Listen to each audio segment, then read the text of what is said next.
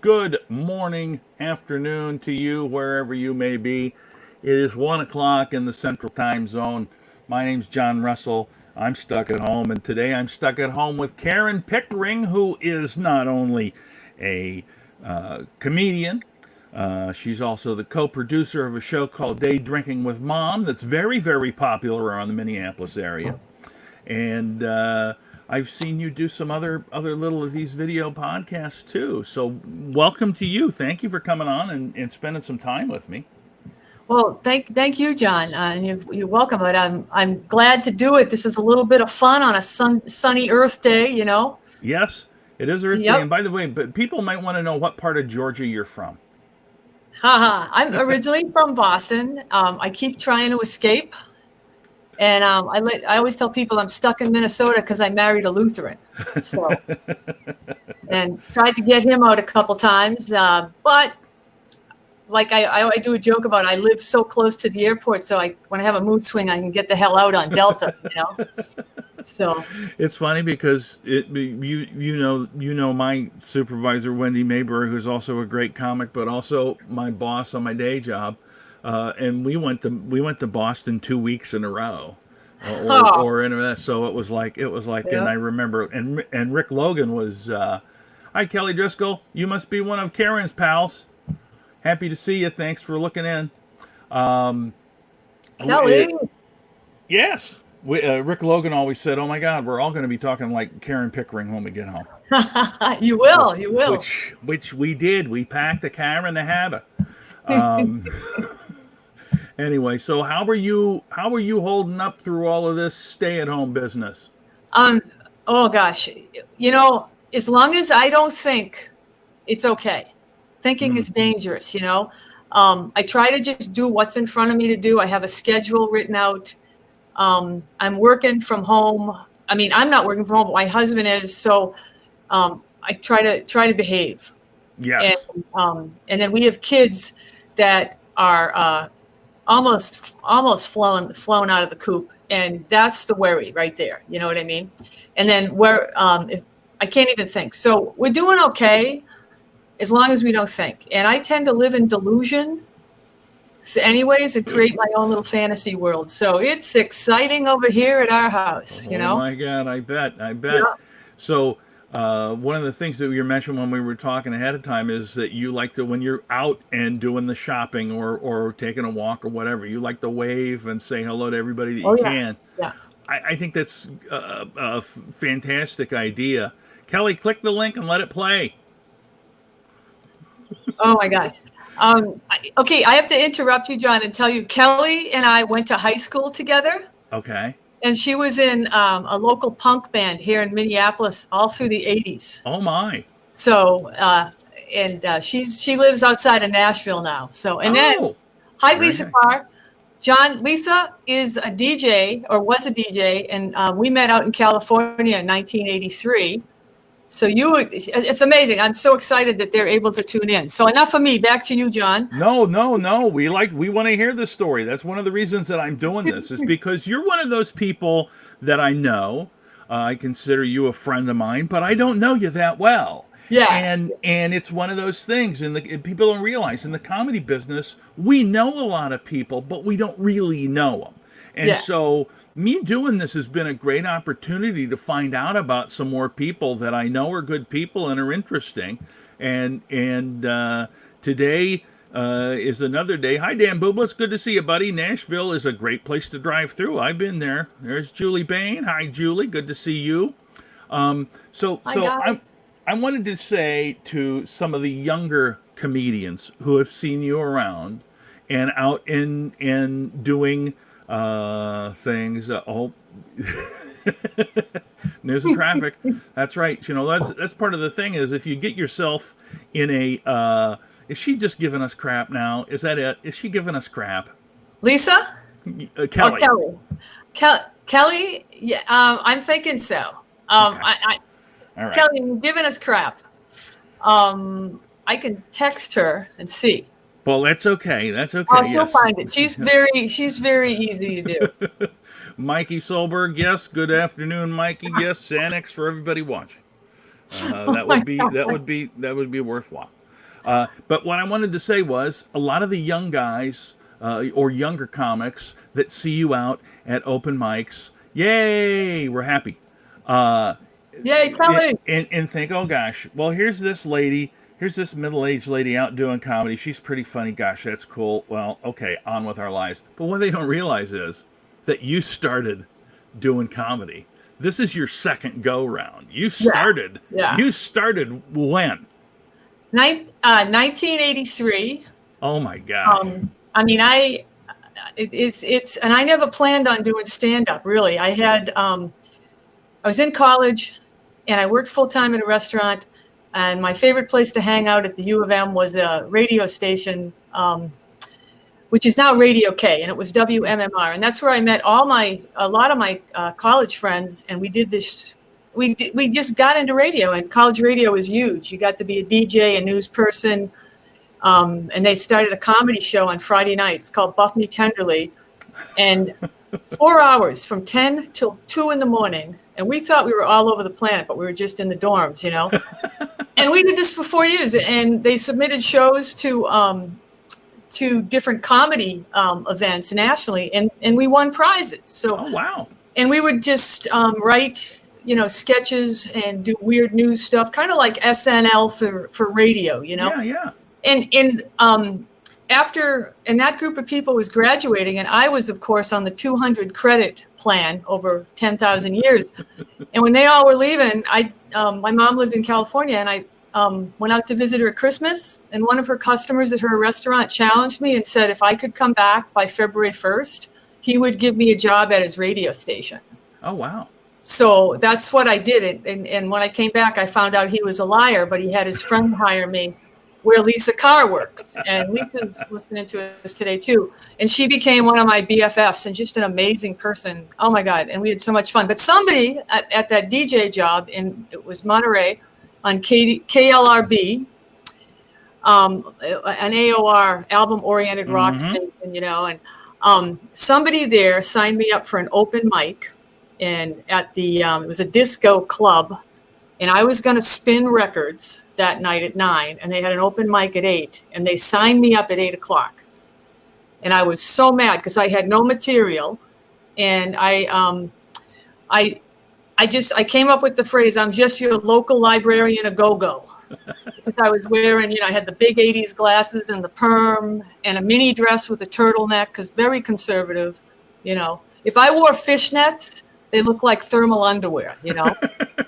So that's how it got started, you know, and I was addicted. And they had all these comics come down from San Francisco at this place called the Club in Monterey.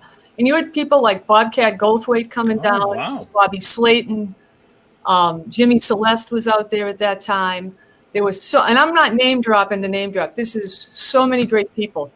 And there's a guy by the name of Chicago Steve Barkley who lived in town, and he was the local comic. Yeah. Oh my Hi, God. Jody. So much fun. Hi, Jody. Good to see you, Jody. So that's how it all got started. And Lisa and I would get in my car, and we would drive up to San Francisco from Monterey, which is a hall. And she would help me get into these open mics. And oh my God, I had no material. I just had hair, glasses, and that librarian a go-go line. And you got to watch people, and you know, I would be up till 1 or 2 in the morning and then drive back down. Yeah. Crazy. That's how it all starts when you're young and stupid, right? Yes. Because it's an adventure. Oh, for sure. And I don't say that because I think that you know, it's yeah, there she says, "Oh, those days." My gosh. I'll tell you what, it's so when you start going and doing open mics and that, it's really, really hey, there's Susie Sackerman. Good afternoon, Susie. Good to see you. It's so exhilarating to go to an open mic and do well and feel like you did a good job. And it's much more fun when you got a friend there with you. Oh yeah. And Lisa knew everybody too, and she knew the area. And that was in the days, you know, you don't have GPS or a cell phone or anything, you know. Yeah. We had some adventures. I wouldn't have made it without her, you know. It was like so much fun. Very grateful. Absolutely. Fate took you by the hand and harnessed your gift, says Kelly. I think that's probably true. I think that's probably true. There's Wendy Mayberry. We were just talking about you before. One of us was kissing your ass, the other one not so much. Well, actually, speaking of Wendy, I don't want to kiss your Wendy's butt, but I got to tell you, she's got an album coming out, and Yes. doing pre-sales, and you got to hear it. It's just amazing, and it's called "I'm Not From Around Here." Yeah, Yeah. did I got that right? Yeah. And we have a page on Facebook, Day Drinking with Mom. Come find it and join us out there. And get pre-order this deal. She's on Sirius Radio too, Oh right? yeah. Yep. Yeah. She's on the Sirius channel, and yeah, Karen, Wendy was one of the first people that I talked to doing this. The first two were Rick, Logan, and then Wendy. And I'm going to have her come back on again at some point before her album releases. Yes. Because it's really good, and she's a really good person, and yeah. So anybody, I've got a link on my page, and there's one on the Goonies page, and we'll put them all up again because absolutely we want Wendy to, and I just kiss her ass because I want a job when this is all And over. we need to laugh right now. You know what I Yes, mean? we do. We're gonna spend do. our money. We're gonna do it. You know. That's right. Never tires of your accent. So that's I am broadcasting from underwater. This is, I'll tell you this, Lisa. This people that watch me, because I've been doing this every day now for close to a month, which surprises me that because I've never stuck with anything for that long. But so I have a virtual green screen, and what I do is I go through. I've got about 20 different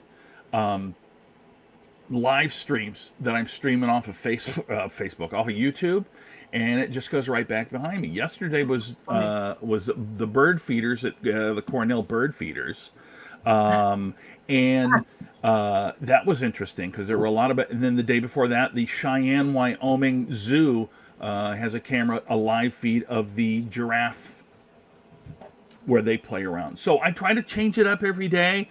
I always go to the underwater exhibit, and the reason I do is because, like, a lot of times if I do an eagle, they like to put the eagle right in the center, and so then I'm blocking, and it looks like I'm just, why is he sitting in a tree? Anyway, Flames of Hell would be fun, but also I'm not ready for that yet. Oh my gosh! So Karen, what was the last show that you did? Not an open mic necessarily, but the last actual show that you recall before all of this kind of went away. Oh, this was if it was gonna be a last show, March 7th, New Hope Cinema Grill, 8:30. Oh my God, Robert Baril was headlining. I was so excited. I was featuring for him, and then we found out Daryl Horner was going to show up and MC with Bo Geller. And those two guys are so funny. And so is Baril. And the place was loaded. And I have played New Hope Cinema Grill so many times when we've had just a smaller crowd. Yep. And the venue is the seats are very far back because it's a movie theater. This was so much fun. And it was kind of a cool show in that I had written some material and tried it out the previous month, and I opened with it and it worked. And it was stuff about my parents that I never do because I get so choked up. And I'm telling you, what a way to have a last show. I mean, and I was very fortunate because a couple friends from college showed up there, Mike and Laurie, and we worked on that comedy show together in college. They were there, and my brother-in-law. And it was there was a special mood that night with the comics. I don't know if we all knew that it would be our last show for a while. We were all talking about how scary it was. But I will tell you, that was the best crowd. They stayed and talked to all of us for a half hour. Not only that, they drank. They had so much fun. And John, you've done that room, right? Oh yeah, many times. Yeah. It's a great spot. I love it. And that's actually where I met when I came back to comedy in January 2012. Bill Bauer had me come there and meet him because I used to work with him the first time around. And I got to meet like David Harris, Julie Bain, Sieber, all those guys were there. Yeah. P-Bow was there, a lot of people. Anyways, I'm digressing. So that place has been very, very special to me. Plus, it's right in a neighborhood where I used to work. One one of my 10 years out of college jobs with radio and stuff. So it's very fun. Anyways, I get so excited, I tell you. But the March 7th, and I hadn't had Absolutely. I'm not interrupting you. Absolutely. Wild Bill Bauer. What a guy. What a guy, and what a supporter he was of anybody. And I mean anybody in the Minneapolis comedy scene. I can never say enough about that guy. Yeah, and the fact that you get to work with him in the heyday is fantastic. Oh yeah, I mean, when I came back from California, and comedy was going crazy here, and Boomers was in the basement of Mickey Finn's over in northeast Minneapolis, and Bill had that open mic, and it was so much fun. And it was crazy. I mean, he had Liz Winstead was down there. He had his soon-to-be ex-wife Peg Bauer was down there. I mean, I remember the women mostly because, in the camaraderie. And I know that Alex Cole, Jabino, all those guys would stop down, the gods. I called them the gods because they were, I mean, they'd been doing comedy, the late 70s, Yeah. And it was, you would just sit in the back and hope they were going to do an hour and a half because it was going to be riff time, and oh God, so much fun. Oh my gosh. And the reality is, so when you went away, it's because you were having a family, yes? Yeah. There was it was really cool. I had some things happen. I needed to get sober, and not a surprise. And I was a spree drinker through the 80s, and then in 1987 I quit, and then I did like 3-4 more years of comedy, and off and on. And I turned around and just let go of it for a while. There's an article in City Pages, I think May of 2018. I talk about it. I was assaulted after an audition in New York, and I came back to Minneapolis, and I decided to kind of let go of comedy just to kind of regroup, and get on track. Kind of a dark subject, but I'll tell you, it always has a happy ending with spirituality. And I just focused on staying sober, and lo and behold, the Lutheran was in my life, and we ended up having kids.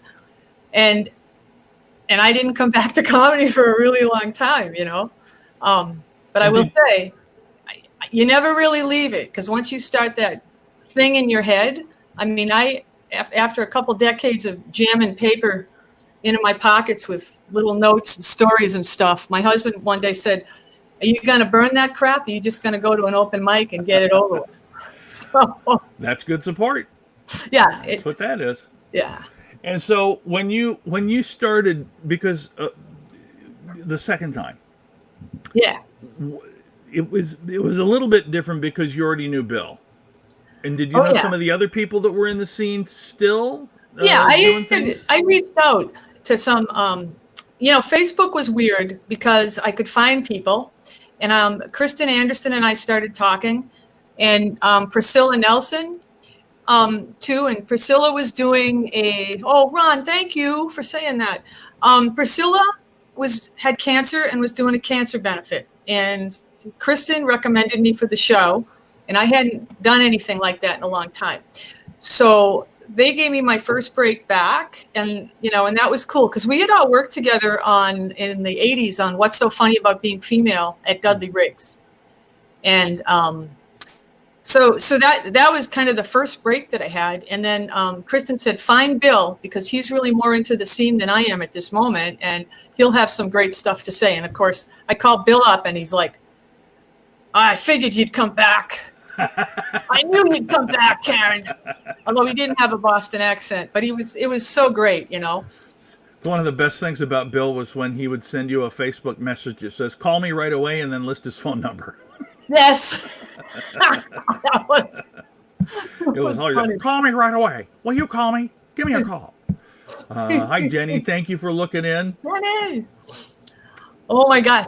I met Jenny at the Snowball Comedy Fest that Dan Bublitz and his friend put on in Sioux Falls. Yeah, very cool. What a hoot. She's amazing. Very cool. And I think I met her up in Fargo when I was doing a show up there. Oh, But Jenny's and I talked with her, and I asked her if she would like to come on, and I think we just have to figure out when to do it because she's still teaching, I believe, in yeah, Valley City. yeah. So that's I'm teaching. I know you are. That's I'm trying to be. She's on a bathroom break right now. Yeah, probably because this is oh my gosh.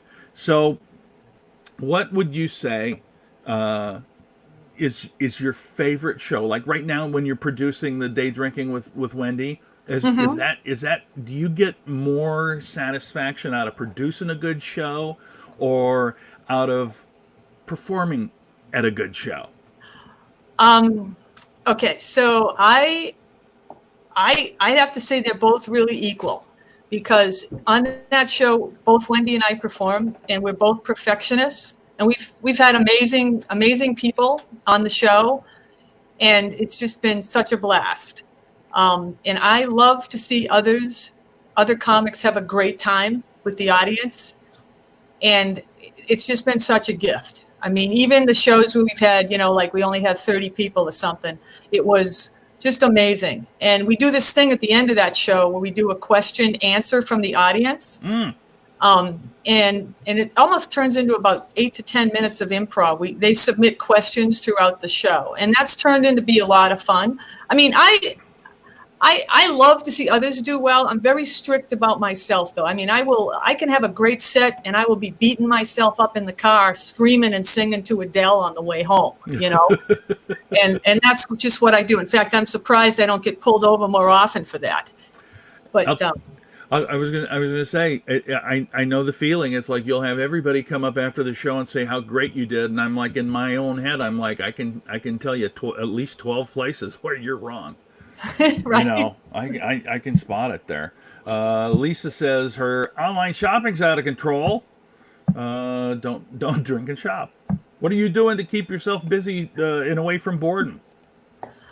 Um, okay, so this is kind of a joke in my family in that I don't house clean.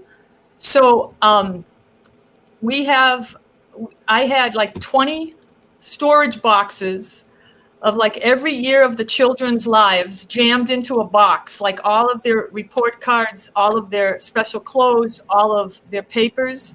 So I have been going through that on a daily basis, and we went from 20 boxes down to a special box for each one of us in the family, which I know sounds crazy, but when a whole floor of your house is storage boxes and you open it up and you go, oh my God, there's that Christmas card from 2003 from my sister, and she's still ticked off at me about it that I didn't thank her, that's what I've been doing. And it's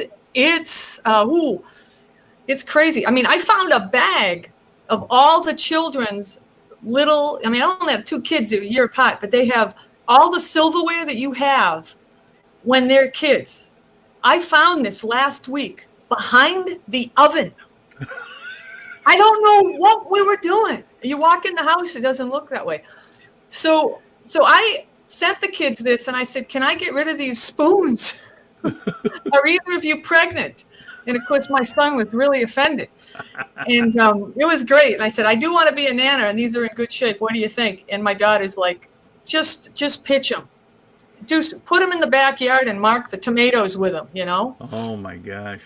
Yeah, I That's mean, I feel like though you blew a chance at having a TV credit on an episode of Hoarders if you had 20 boxes worth of stuff. yeah, well, the thing is you can actually walk through the house. I think Oh to well, be then on yeah, Hoarders, you have to have a drone go through first. yeah. You got to be able to find. You got to be able. If you can't see the floor, you can be on Hoarders. Yeah.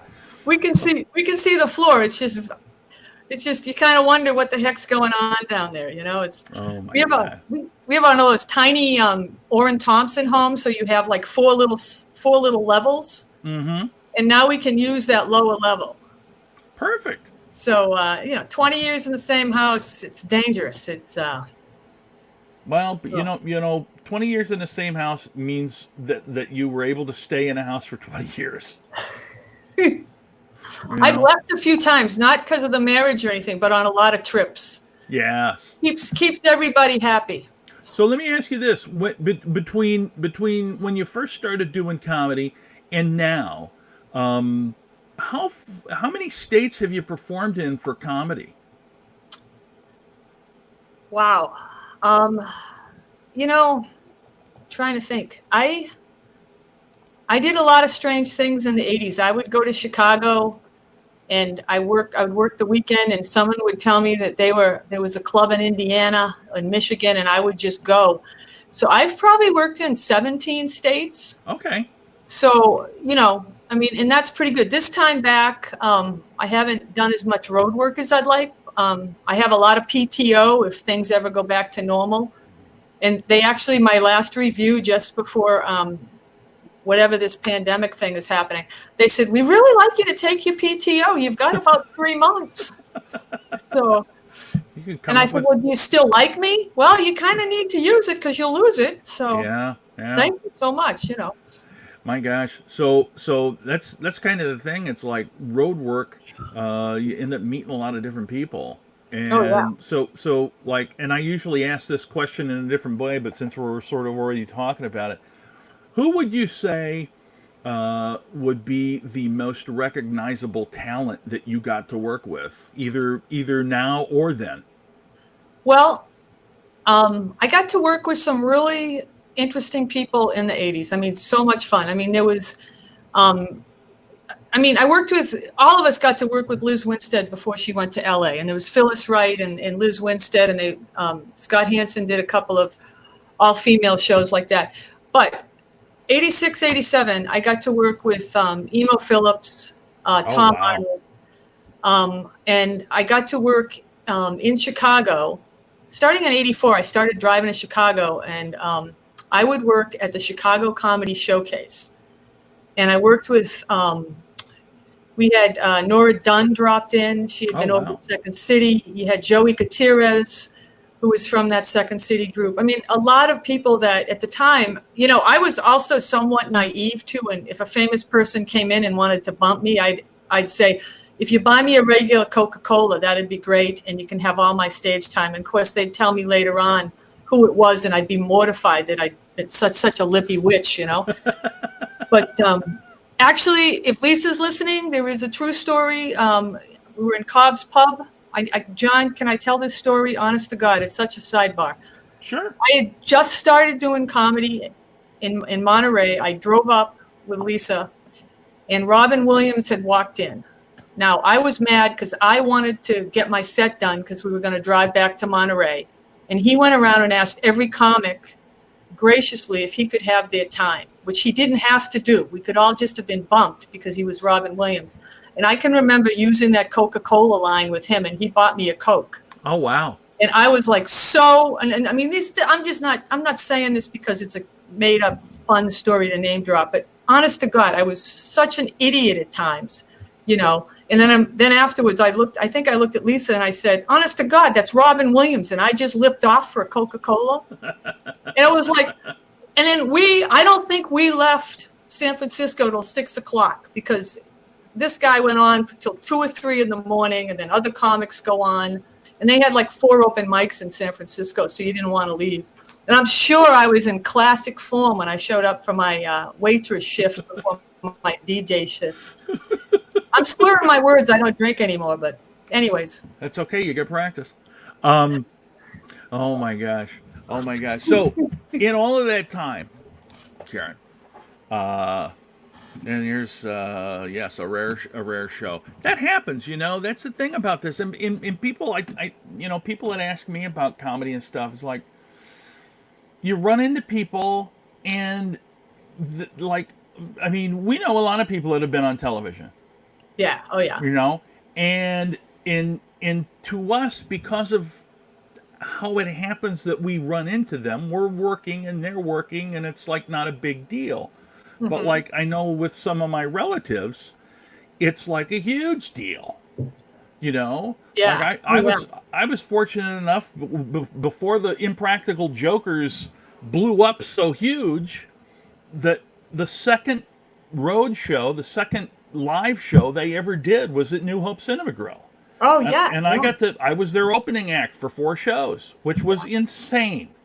There were people that drove from Michigan and Kansas Mm-hmm. and where all over the Midwest because they didn't know what was going on. And here they're doing this, and literally a month later they're down in Des Moines at 5. Well, the whole point is I got a picture with them, and one of my nephews says, "Oh my God, how did you meet those guys?" I'm like, "Meet them? I worked with them." It's like in people don't sort of understand. Hi, Randy, good to see you.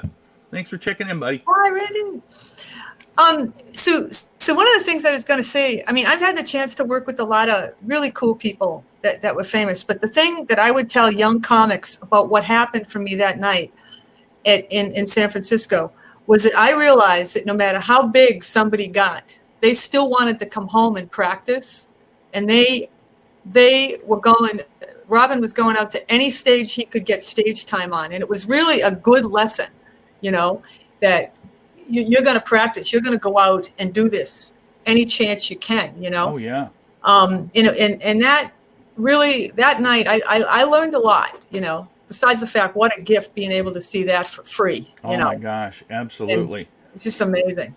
There's my friend Carol. Blood work done. Had to wear a mask and take your temperature. Everybody take this seriously. Yes, I think Absolutely. most. Yeah. I think most people are, and we're glad. Hopefully everything went well for you, Carol. Carol's over in Kenosha, Wisconsin. By the way, Karen, and Oh yeah. got to meet her at a show. Oh cool. Very And cool. Dan Bublitz is jealous. Yeah, dude, it was so much fun. And Mark Poulos was doing some of the opening for them too for a Oh while, wow. and you know once they got to a big fancy place, they didn't need me anymore. They got somebody better. So Mark Poulos was opening for them, and he was also opening for that Michael Carbonaro that does the Carbonaro effect Oh right, right. for a number of Yeah. shows too. So, but yeah, all right. So here's a question I ask everybody. Tell me about the worst hell gig that you can remember. Oh, oh, oh, oh, oh. Oh my God. And you don't have to name names, but I'm laughing because um, there was a pizza place, a really nice pizza place in White Bear Lake about 2 years ago that Jody Maresca, me, Andy Madfield, and Trish Cook took us up there for the gig. And it was, the people were great. The hey, people were KJ, so great. But we had an audience of 12, and they didn't turn the heat on. It was one of those 20 below days, and they didn't turn the heat on till like after we got there. oh man, And Trish and Andy Matfield were just starting this room or something. And I don't think after our show they ever did any more comedy in this room. But for some reason or another, the entire 10 people were very, very drunk at 7:30 on a Monday night or Tuesday. And I got up there with all my energy, and I'm even more peppy because I've had a cup of coffee, and I'm freaking out because I'm so cold. And every half sentence, they were yelling at me like, "You talk too fast. Where's your accent from? Go home, white girl." Which I thought was funny as a white girl, as a white person, because they were white. So I said, I really feel I started interviewing these people, and it got worse. But it was pretty. I mean, that had to be the worst thing I've experienced in a long time. Even if there's only 2 people in the audience, that doesn't bother me as much. But here we are, freezing to death, and I just wish they would have thrown crap at me. I'd have felt that. And I think at one point I said, "Throw me a chair, I'll catch it. It'll keep me warm," And I taped the whole thing too. oh my I gosh, still have the audio from that. oh my gosh, that's got to be fantastic. Oh, Hi KJ. KJ's going to be on with me tomorrow. oh, excellent. So that'll be fun as well. Oh my gosh, pizza place in White Bear Lake. Yeah. There's so many places that do comedy, and they want to do comedy because they Oh, think it's yeah. good and they love comedy, Yeah. and they just don't have any idea how to do it the right way to make them to set themselves up for success. Mhm. and sometimes it's hard. I tell people all the time, it's like, oh man, Yeah. what do you do when you get to it? I say, if they say you should tell your jokes in front of that dumpster, I'm like, wouldn't be my first choice, but I mean, if that's how you guys been doing it, I'll do it. If you got the microphone there, and you know, on that gig, Andy and Trish did an amazing job in everything with what they were trying to set up. But it was the crazy crowd and the fact that these people had never seen comedy. You know what I mean? Yeah. And so it was interesting, and also very tough room to do if they weren't going to heat it. Oh gosh, no kidding, no kidding. And you know, that's one of the things though that I mean, people don't realize, if you've not gone out to a live comedy show, which I know a lot of the people that are watching have. Weather reports. Thank you for looking in, Lisa. That was awesome of you to do. Yeah, great to see you, Lisa. And Dan says, is someone named Karen? Are you offended by the use of your name? Is it general? Actually, I just wrote a bit about it in January. And because, you know, the name Karen now means that you're a mean bitch manager, or you're from the boomer generation and you're not going to tip, and that you have, you know, there's just so many negative connotations. And I'm totally the opposite of that, of what they're doing with the name. So I do this whole thing where I talk about why my parents named me Karen, and they named me Karen because they wanted to name me. They named me Karen Lee because they wanted to name me Sarah Lee, after my mother's favorite pound cake during the pregnancy. To the day she died, she had pound cake in her fridge, and it was Sarah Lee. Oh my gosh! And that's how I got to be Karen Lee. And for a long time, I was not bitchy. And then, you know, trapped in Minnesota, you work on it. Yeah, absolutely. So, anyways, I just can't get offended, because this is what happens with names, and you got to have a lot of fun with it, man. Yeah. It's so fun. Yes, Susie Sockerman. That was such a fun show. I don't know if we saw it here.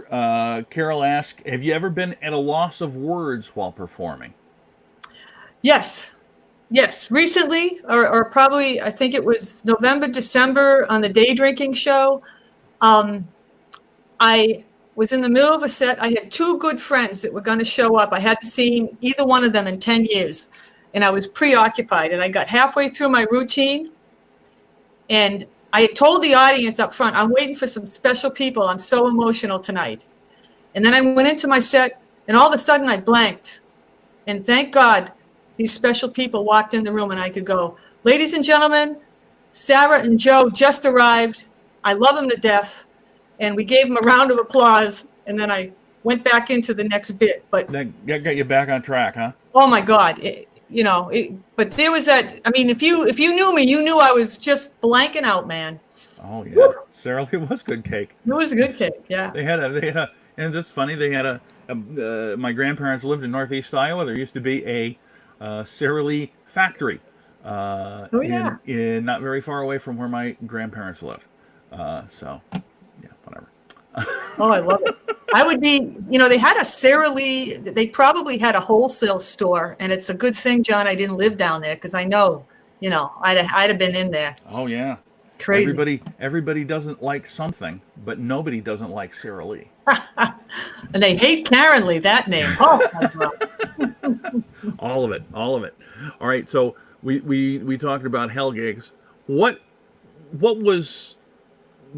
show gave you the biggest high? Was your best feeling, whether it was, oh my God, that it was so cool to work with that guy, that show was great because I just hit on all cylinders, whatever it may be. Mm-hmm. What might that be over the course of all the time that you performed?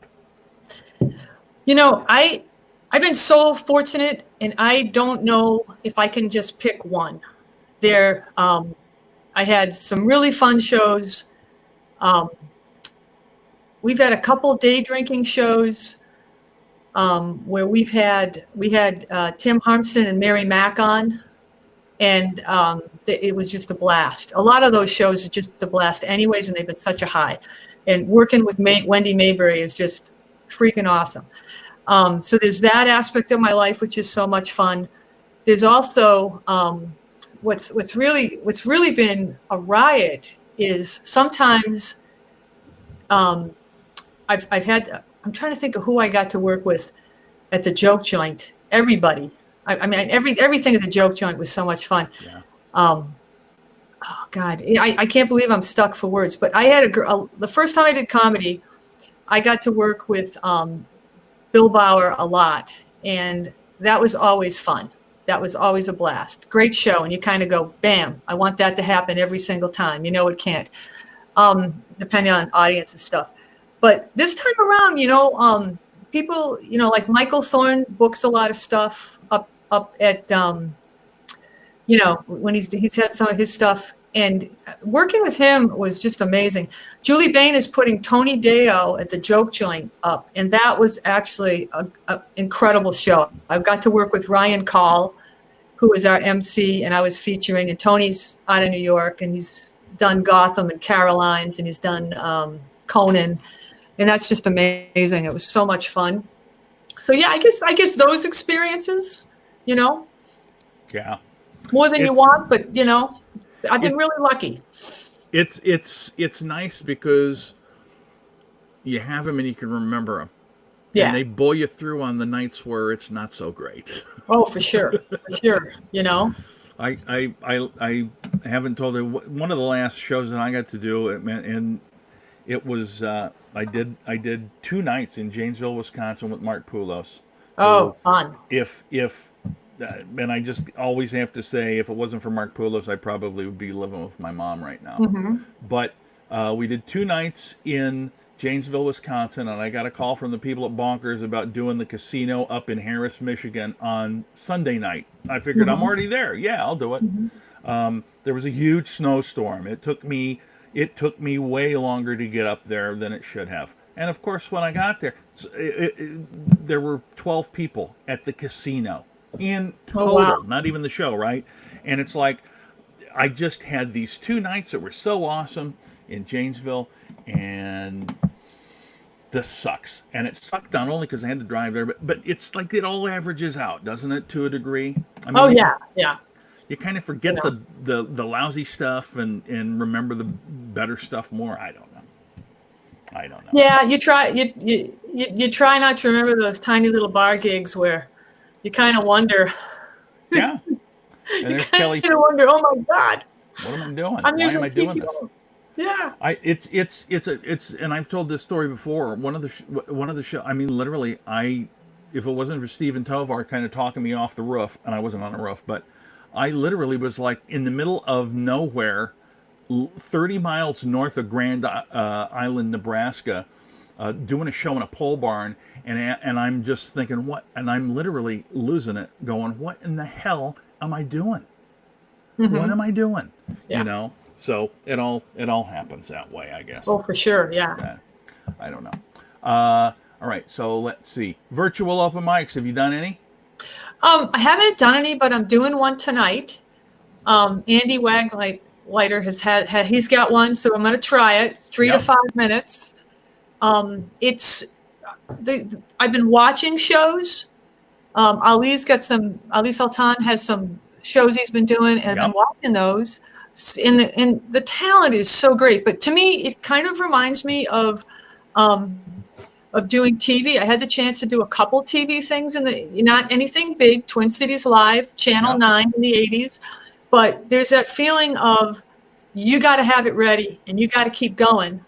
You're not riffing with an audience. You better be ready, And right now I've got roots and quarantine hair and facial hair, and we're going to do this tonight, and just gonna. But I'm excited on one hand because the thing I write every day, because if you don't, it's gone, right? Mm-hmm. And but I always have to have like a little show or something coming up, or I don't feel like I can keep doing it. So. Yeah. And I don't think that virtual is any replacement for what we get when we perform and can touch an audience. Right. It's just weird. And when I was listening to Michael Thorne yesterday too, he was talking a little bit about that. And I've done a lot of meetings with my 12-step program. That's anonymous, but I will say it ain't the same as being able to hug and look somebody in the eyeball and have the feels, Yeah. Yeah. So, it's I don't know. There's no substitute for live, Hmm. and it goes to the fact with that you're talking about with the White Bear show. Yeah. People are that are growing up are not necessarily trained, and part of it is because there are not nearly as many places for live comedy anymore. And absolutely can't substitute a live audience at all, and so people don't realize that there's stuff that happens with somebody that's talented and has a lot of practice that wouldn't happen if you're watching them on Netflix. Oh, right. and Oh, yeah. and that's the reason that you want to go, because you're going to see something at that show that it only happens there. It won't Hmm. happen again. Yeah. Typically it's not being recorded, and so that's the reason it's very, very important to support live. Having said that, yeah, I am a strong supporter of anybody that's doing the virtual open mics, because as you know, as a creative person, you got to have an outlet. Yeah. That's one of the reasons I'm doing this. And I encourage people, if you see somebody that's doing an open mic or playing music or whatever it Hmm. is, like it and watch it for a while. You don't have to watch a whole thing. I wouldn't. I mean, I don't. I know people aren't watching this whole thing. Well, they probably are with you, because you're a different personality than me. Thank Uh, you. th- I did. You know, I did one where it was just ask me anything, and four people were on the whole time asking the same questions and went Eisenhower jokes. It was terrible. Oh, wow. Yeah, it's hard, isn't it? Jenny, I'll tell you, Yeah. I honestly, Hmm. virtual's all we got right now. You're right. I literally, I didn't think I would miss my family, and I didn't think it was going to be this hard. I mean, and yes, and absolutely yes. Tip people. I told this story before. Yes. One of the things when I went out and got something, like just as the restaurants were closed here in Minnesota, and I went and I was the first person that came into the restaurant at 4:30 in the afternoon. The first person all day, and there's three people working there, and there's just three people working there, and the guys in the kitchen, literally all they did all day, other than some cleaning, I'm sure, was cook my food. And the manager says, "Oh, it's going to be about another 5 or 10 minutes. Do you want a drink?" I said, "Okay, give me a drink." And I was going to pay her for it. She's, "Oh, don't worry, I don't even have the registers open." And I just was like, I got it. I mean, and I just felt like, I want to give you guys money Hmm. because you don't deserve this, Yeah. and then I wanted to hug all of them too when I left. Sure. It's very, very difficult. Kelly, thank you for still being here. Yeah. We know there was a rough spot at the beginning, but you're still here, so that's good. That's what you call a Oh, callback. And Q&As are awesome. By the way, anybody has any questions for Karen, please feel free to pop them up there. We would love to have her answer them. She's got a lot of experience in comedy. There's a little bit of a lag, so I'll have to dawdle until somebody answers your question. It's just how it so, works. It's just how it works. Um, yeah. so, have you found it harder to get to the point, Karen or me? I didn't hug anybody. I was quarantined. I couldn't do it, Susie. I think I'm also a hugger, and this has been a challenge because you can't touch. And even when a few weeks ago we ran up to our daughter is at Hamlin and lives in that area, and we brought up some groceries. It was just the day before Easter, so it was last weekend, and she was very clear to us that 6 feet apart, 10 feet apart. She ran the groceries in, and then we decided to take a walk. And we felt like we were breaking rules, but it's so hard to see family and friends and not be able to touch them, you know, Yeah. and to keep that distance and stuff. And I've been trying to reach out to people that I haven't seen online, that I haven't heard from. I'm trying to make an active effort to do that, because whether if they tell you they're okay, if you haven't seen them around, we're all feeling it, and Absolutely.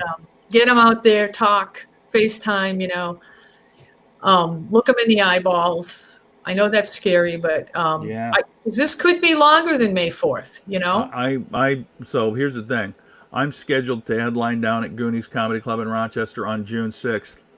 I talk with the owner at least weekly just because we're friends. I He hasn't said anything, but I got a pretty good idea I'm not doing that show. I, I Um, I love Goonies. My God, that's another favorite place yeah, of mine. I know I don't make it to your Thursday night open mic because of my wacky job and stuff, but I love working down there. Had some why I can't believe I've had every time I'm down there, it's a blast. You it know, is. It's a great it's spot. All right, here's some. yeah. Here now come the questions. Here's one from Dan Bublitz. What's the first thing you want to do when this is over, Karen? Oh, I just want to hug. I want to hug everybody. I'm probably talking too loud for the mic here. I No, apologize, but I get you're so I talking just want to hug them. I want to when you're see everybody. when You you're know, talking about hugging. You can talk as loud as you want to. I want to see all my family, and I want to see all my friends, and I want to see when it's safe. I want to be in a club where we can all just kind of hang. Absolutely. We've had things happen in this. We have a great comedy community here in the Twin Cities, and we've had some things happen over the last 2 weeks where we really need Yeah. to be together. And when that can't happen, we've all got to do whatever we can to keep reaching out. I know I sound like a Hallmark card, but I mean it. No, you're 100% correct, and yeah, Yeah, I'll just leave it at that right now because I don't know details about a lot of stuff, but yeah, I know the one I just yeah. Anyway, we'll yeah, talk about it afterwards. absolutely. Carol has another question. Did your parents find you funny?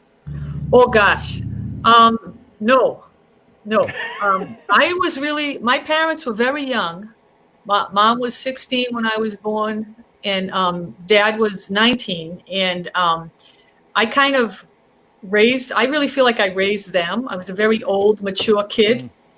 Mm. And they didn't find me funny because I was the kind of kid that was like, what do you guys have planned for dinner?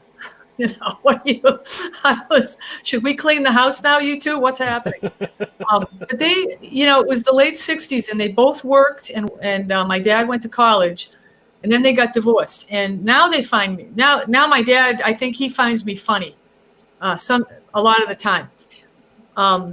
But my parents ended up getting divorced, and that's where the comedy really started. Ah, Oh my God, my mother was married. She married one guy twice, the second guy after my dad twice. I'm going on and on. They didn't find me funny. And when I graduated from high school, I can remember in my mind saying to myself, I can leave now. These people have finally grown up. that's perfect. That's I'm sure that's perfect. not the case, but like I said, I'm delusional in my sense of perception. Jenny wonders, where do you see comedy going as a craft and business after the pandemic is over? It's an interesting question. Yeah. Um, As a producer, you're kind of at the mercy of the venue, yes? Definitely at the mercy of the venue, and we hope that the venues are all going to make it back, but we got to be practical. We don't know how long we're in this for. I think if we look at of what happened after the Spanish pandemic, and I hate to use history, but it took a while for things to come back. I think we have to be patient, keep writing, keep together, keep using. I don't see virtual stuff going away right away because everything has to be safe. I think we're going to be online for a while. And my God, I hope I'm wrong. If there's a magic wand that makes this all go away, then we could all be back together. But I think clubs and restaurants and the places we work are struggling 200 times more than we even realize. And I think it's going to be a slow comeback. Absolutely. Diane says they've canceled San Jose festival, the jazz festival in August. Oh, yeah. I know a lot of things are canceled. A lot of people are taking preemptive precautions. I heard last night that many of the professional sports leagues are just, it's not going to happen. And some of Right. them are saying maybe 18 months from now. Simply because it's so important that everyone is able to be tested. Because, I mean, you have something as simple as the primary election over in Wisconsin. Apparently, statewide, they've tracked back now 19 cases of the virus simply because people went out and voted, and they did everything they were supposed to do right in that. Whether you believe it or not. So Yeah. I think what's going to happen with comedy is a lot of places that never did comedy or did it or dabbled in it. I don't know if it'll come back. It may come back because it's not their main bread and butter. Some of the comedy clubs that it's their main, I mean, it's all they do. They're going to find it very, very difficult. And some of those, I think, will be okay in Minnesota Hmm. because the ones in Minnesota do a great job and have huge support. But places like Chicago, I think there are going to be some places that close. Hmm. Smaller, medium markets, I think places are going to going to close simply because you know what's going to happen. For example, Goonies down in Rochester. Goonies will be able to come right back, Hmm. provided because it's inside another business. Hmm. That business has to be able to come back before Goonies can come back. So if Yes. the Crooked Yes. Pint in Rochester goes out of business, then Goonies out of business because they have no venue anymore. Hmm. So there are all these kind Yeah. of it's going to be kind of a case by case basis, I guess, in my opinion. Uh, where's your accent from? Like I said, South Atlanta. South Atlanta. Yeah. I'm originally from Boston, so this is a blend of being here for a while.